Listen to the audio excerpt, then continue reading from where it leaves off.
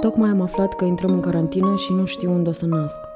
Doctorul meu nu mai răspunde la mesaje. Îl bănuiesc că s-a infectat. La stat mi-e frică de COVID, la privat de suprataxă. La Suceava s-au închis și maternitatea și clinicile. Femeile n-au unde să nască. Eu unde îmi fac ecografiile și analizele? Mi-am sunat moașa să o întreb dacă sunt candidată pentru născut acasă. Ne uităm peste analize și vedem. Dacă ai sarcină cu risc redus, da. Stăm închiși de 3 luni și simt că n-avem aer. E august și nu ne mai ține nimeni cu forța în casă, dar oricum n-ai unde să ieși. Și tot ne temem. Dai, maică, niște șosete, vrei să răcească așa cu picioarele goale?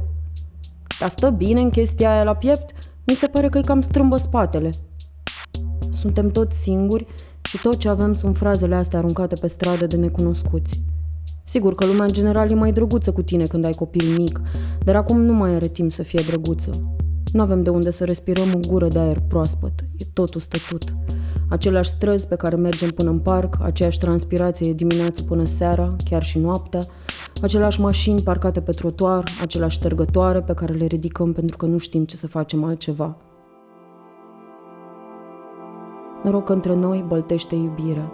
Ne respirăm unul pe altul în 3 și un aer călduț și bun se ridică deasupra capetelor noastre și îl înghițim în sfârșit. Prima oară când s-a spart borcanul în care trăiam împreună și împărțeam tot, fiecare disperare de noapte și fiecare bucurie de zi, a fost când mi-a zis că are un job de o săptămână plătit cât pentru munca de 2 luni și trebuie să mă lase singură cu T. Singură cu T.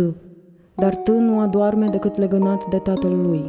Sau, dacă îl prinde somnul la sân, doar V poate să-l ia ușor de tot și să-l așeze în pătuț.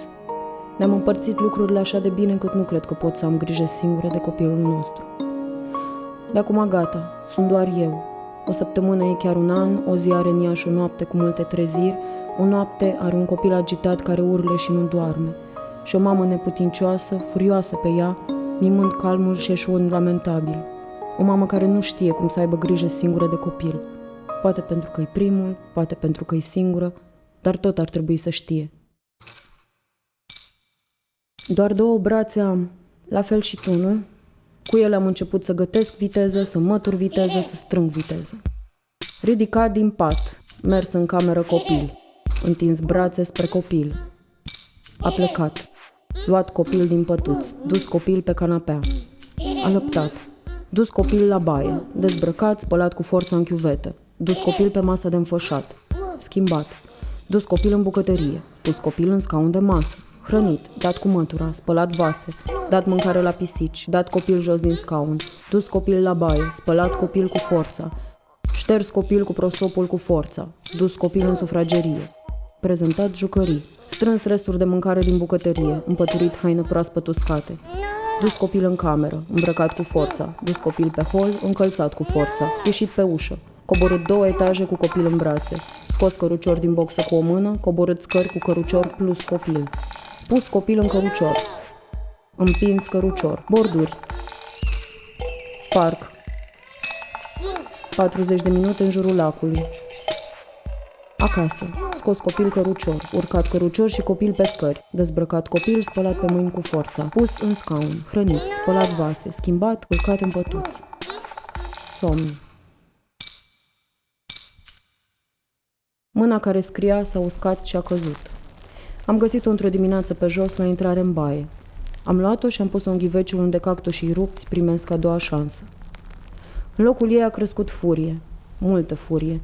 De ce am rămas singură în front? De ce nu există un serviciu mondial de nelăsat singure mamele? O armată de funcționari care să înlocuiască satul ăla de care era înainte nevoie ca să crești un copil. Acum o mamă e tot satul. Și nu e nimeni care să dea buzna peste tine și să te scoată de o aripă afară. Hai, du-te să te plimbi puțin, am eu grijă de ăsta micu.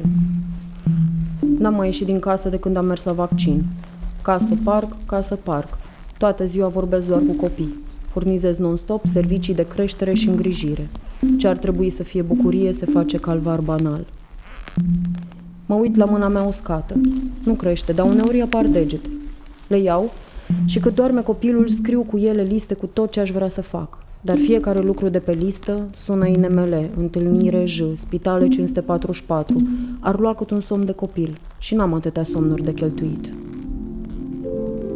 Mâna nu crește, poate nu vrea să se mai întoarcă la mine, poate o să iau una de la V, el s-a întors la muncă și scrie.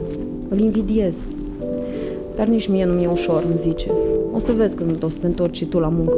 Când sunt acolo, vreau să fiu aici. Când sunt aici, nu sunt de ajuns. Mâna nu crește, sau crește puțin și dă iar înapoi. Seara pierd din nou fiecare bătălie. Poate o să rămân mereu aici, blocată la primul nivel din jocul ăsta nou, cum să crești un copil în pandemie, fără să trec vreodată la nivelul superior.